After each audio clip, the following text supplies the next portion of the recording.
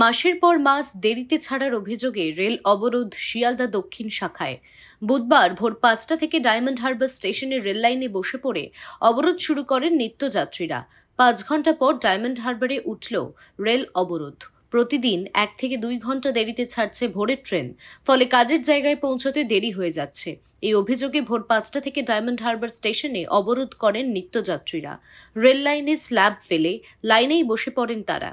একে একে নেত্রা, দেউলা ও মগরাহাট স্টেশনেও অবরোধ শুরু হয়।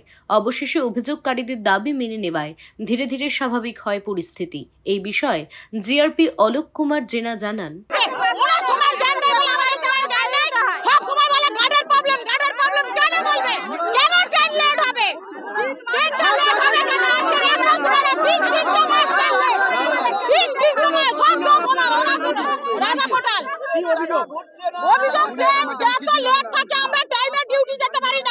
আমাদের সেখানটা গেলে জবাবদিহি করতে হয়। এই জবাবগুলো ওরা কি করে দেবে? আমাদের করতে হবে। সরকারি লোকেদের জবাব দিতে হচ্ছে না, আমাদের কেন দিতে হবে? বারবার ওনাকে জানানো হয়েছে, কোনো কমপ্লেন নাই, কোনো কমপ্লেন হয়ে গেছে, নর্মাল হয়ে গেছে, ট্রেন চালু হচ্ছে। কোথায় কোথায় অবরোধ চলছিল?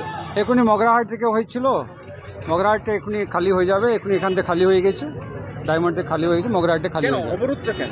এই ট্রেন একটু লেট হয়ে গেছিল, সেফটি অ্যাসপেক্টে ট্রেন চলছিল। লোকাল পুলিশের সঙ্গে, আমাদের লোকাল জিআরপির সঙ্গে কথা বলেছেন আমাদের ডিভিশন রেলওয়ে ম্যানেজার।